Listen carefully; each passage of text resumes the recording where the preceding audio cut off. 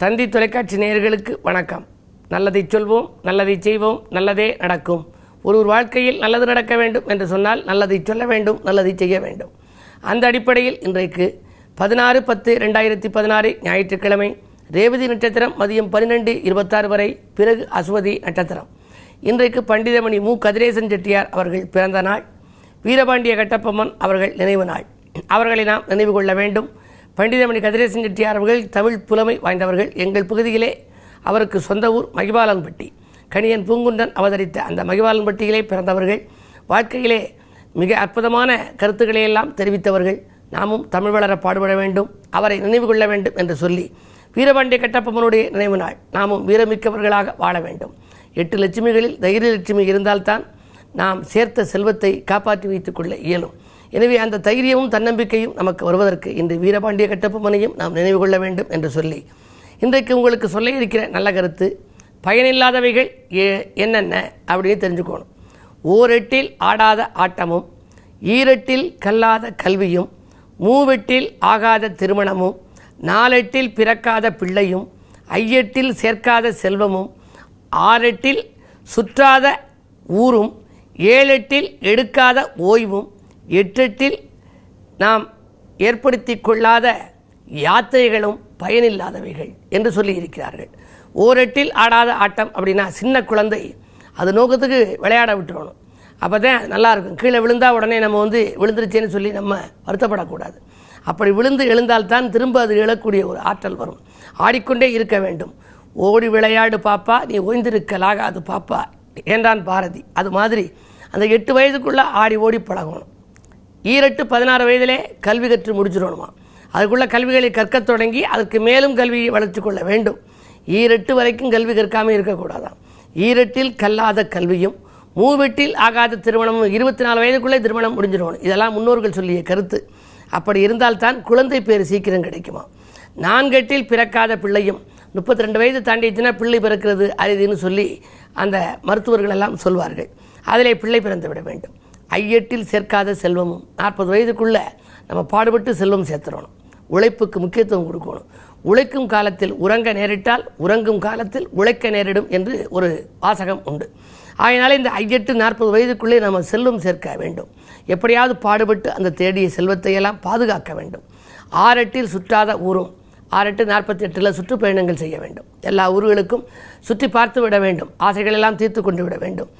7 எடுக்காத ஓய்வும், 7 56 வயது வருகின்ற பொழுது ஓய்வு எடுத்துக்கொள்ள வேண்டும். ரிட்டையர்டு லைஃப் அவர்கள் வீட்டில் இருந்து கொண்டு மற்றவர்களை பணியாளர்களாக நியமித்து கொண்டு பார்த்து கொண்டிருக்க வேண்டும்.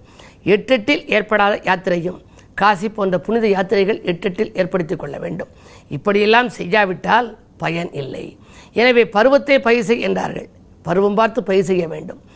உழுகிற காலத்திலே ஊரை சுற்றிவிட்டு அறுவடை காலத்திலே அறிவாளை எடுத்து வந்து என்ன பயன் என்பார்கள்.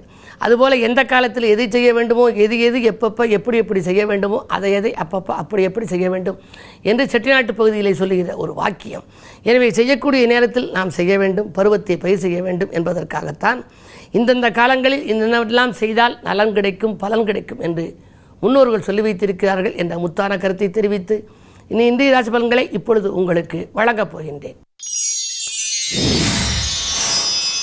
மேசராசி நேயர்களே, பொறுப்புகள் சொல்வதை தவிர்க்க வேண்டிய நாள். போன் மூலம் வருகின்ற தகவல் உங்களுக்கு செலவுக்குரியதாக இருக்கலாம். ஆரோக்கிய தொல்லை உண்டு. 8 சுக்கிரன் இருக்கிறார். 2 அதிபதி 8 இருக்கின்ற பொழுது வீண் விரயங்களும் உங்களுக்கு ஏற்படலாம். அது மட்டுமல்ல, நல்ல வீட்டுக்கு தேவையான விலையுந்த பொருட்களை வாங்குவதில் கவனம் செலுத்துவது நல்லது. கடைகளுக்கு நீங்கள் ஏதேனும் செல்கின்ற பொழுது உறவினர்களால் பகை உங்களுக்கு உருவாகலாம். எனவே பயணத்தில் பகை ஏற்படும் நாளாக கூட இந்த நாளை கருதலாம். கொஞ்சம் பொறுமையையும் கடைபிடிக்க வேண்டும். வழிபாட்டிலும் கவனம் செலுத்தினால் நன்மை கிடைக்கும். ரிஷபராசி நேயர்களே, குடும்ப முன்னேற்றம் கூடுகின்ற நாள். கொடுக்கல் வாங்கல்கள் எல்லாம் உங்களுக்கு நன்றாக இருக்கும். கூடுதல் லாபம் தொழிலிலே கிடைக்கும். அது மட்டும் அல்ல, உடன்பிறப்புகளின் ஒத்துழைப்பும் உங்களுக்கு உண்டு. கடன் சுமை குறைவதில் உங்களுக்கு அக்கறை செலுத்துவீர்கள். சொத்துக்கள் வாங்க விற்க உகந்த நாளாக இந்த நாள் இருக்கின்றது. மிதுனராசி நேயர்களே, எதிர்பார்ப்புகள் நிறைவேறுகின்ற நாள். இடம் பூமி வாங்குவதிலே உங்கள் எண்ணத்தை செலுத்துவீர்கள். கடன் சுமை பாதிக்கு மேல் குறையும். ஆடை ஆபரண சேர்க்கை உண்டு. போன் மூலம் அதிகாலையில் வருகிற தகவல் பொன்னான தகவலாக இருக்கலாம். 3ஆம் இடத்திலே ராகு இருப்பதால் வழக்குகளில் திசை திருப்பங்கள் ஏற்படும். 4 உங்கள் ராசிநாதன் வலிமை இழந்திருக்கிறார்.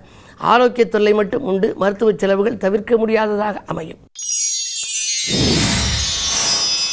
கடகராசி நேயர்களே, உங்களுக்கெல்லாம் உடன்பிறப்புகளின் வழியே ஒத்துழைப்பு கிடைத்து மகிழும் நாள். உயர் அதிகாரிகளை அனுசரித்து செல்வது நல்லது. 8லே கேது இருப்பதால் திடீரென இடமாற்றம், ஊர் மாற்றங்கள் வரலாம். ஒரு சிலருக்கு உத்தியோகத்தில் பதவிகள் கூட மாறிவிடலாம். தொழில் மாற்ற சிந்தனையும் உருவாகும். என்ன இருந்தாலும் 2ல் ராகு இருப்பதால் கொடுத்த வாக்கை காப்பாற்ற இயலாமலும் போகலாம். பணங்கள் நன்றாக வந்தாலும் கூட திடீரென விரயங்களும் வரும் நாள் இந்த நாள். சிம்மராசி நேயர்களே, உங்களுக்கு சந்திராஷ்டமம். எதை செய்தாலும் யோசித்து செய்வது நல்லது. நேற்றைய சேமிப்பு இன்றைக்கு கரையும். சிந்தித்து செயல்படுவதன் மூலமே உங்களுக்கு நன்மைகள் கிடைக்கும். வீடு கட்ட அல்லது வாங்குவதற்காக நீங்கள் எடுத்த முயற்சிகளிலெல்லாம் தாமதங்கள் ஏற்படலாம். உறவினர் பகை உருவாகாமல் பார்த்துக்கொள்வது உங்கள் புத்திசாலித்தனமாகும். எதை செய்தாலும் யோசித்து செய்வது நல்லது. கன்னிராசி நேயர்களே, உங்களுக்கு மதியம் 12:26 மேல் சந்திராஷ்டமம் தொடங்கிவிடுகிறது. எனவே அதுவரை காலையில் கலகலப்பு, மாலையில் சலசலப்பு ஏற்படும். அரசியல்வாதிகளால் உங்களுக்கு அனுகூலங்கள் கிடைக்காது. புதன் கொஞ்சம் வலிமை இழந்திருப்பதால் உறவினர் பகை உருவாகலாம். ஆரோக்கிய தொல்லைகளும் உண்டு. விரயங்கள் கூடுதலாக இருக்கும். வருமானத்தை காட்டிலும் செலவு கூடுகிறது என்று கவலைப்படும் நாள் இந்த நாள். துலாம் ராசி நேயர்களே, அதிகாரிகளின் ஆதரவு கிடைக்கும் நாள். ஆதாயம் தரும் காரியத்தில் அக்கறை செலுத்துவீர்கள். உடன்பிறப்புகளும் உடனிருப்பவர்களும் உங்களுக்கு உற்சாகத்தோடு பணிபுரிய ஒத்துழைப்பு செய்வார்கள். தொழிலில் புதிய பங்குதாரர்களை சேர்த்துக் கொள்வீர்கள். 2லே சுக்கிரன் இருப்பதால் வாங்கல் கொடுக்கல்கள் ஒழுங்காகும். பாக்கிகள் கூட வசூலாகி பரவசப்படுத்தும் நாள் இந்த நாள். விருச்சிக ராசி நேயர்களே, சந்தித்தவர்களால் சந்தோஷம் கிடைக்கும் நாள். நீங்கள் சிந்தித்து செய்த காரியங்களெல்லாம் உங்களுக்கு சிறப்புகள் கிடைக்கும். தக்க சமயத்தில் நண்பர்கள் உதவிக்கரம் நீட்டுவார்கள். வாகன மாற்ற சிந்தனைகள் மேலோங்கும். பழைய வாகனங்களை கொடுத்துவிட்டு புதிய வாகனங்கள் வாங்கலாமா என்ற சிந்தனை ஒரு சிலருக்கு மேலோங்கும். பங்குதாரர்களும் தொழிலில் வந்து இணைவார்கள். பழைய பணியாளர்களை மாற்றிவிட்டு புதிய பணியாளர்களை சேர்த்துக்கொள்ளும் எண்ணம் உங்களுக்கு உருவாகும். கூட்டாளிகளால் லாபம் கிடைக்கும் நாள் இன்று. அது மட்டுமல்ல, 2லே செவ்வாய் இருக்கிறார். வாக்குஸ்தானத்தில் செவ்வாய் பலம் பெறுகின்ற பொழுது உங்களுக்கு கொஞ்சம் கோபம் அதிகமாக வரலாம். எனவே கோபத்தை குறைத்து கொண்டு செயல்படுவது நல்லது. முன்கோபம் சிலருக்கு முன்னேற்றத்திற்கு முட்டுக்கட்டையாக இருக்கலாம். எனவே கோபத்தை குறைத்து கொண்டு குணமோடு நடந்து கொள்வதன் மூலம் அருகில் இருப்பவர்களால் உங்களுக்கு ஆதாயம் கூடுதலாக கிடைக்கும். தனுசு ராசி நேயர்களே, தடைகள் அகலும் நாள். தனலாபம் நிறைய கிடைக்கும். தெய்வீக சிந்தனை மேலோங்கும். 10லே குரு இருக்கிறார். எனவே பயணங்களாலும் உங்களுக்கு பலன் கிடைக்கும். பக்குவமாக பேசி காரியங்களை சாதித்துக் கொள்வீர்கள். விஐபிக்கள் வீடு தேடி வந்து உதவிக்கரம் நீட்டுவார்கள். அரசியல் மற்றும் பொதுநலத்தில் உள்ளவர்களுக்கெல்லாம் திடீரென பொறுப்புகள் மாற்றப்படலாம். 9ல் ராகு இருப்பதால் தந்தை வழி உறவில் சிறிது விரிசல் ஏற்படலாம். எனவே பொறுமையாக நடந்து கொள்வது நல்லது.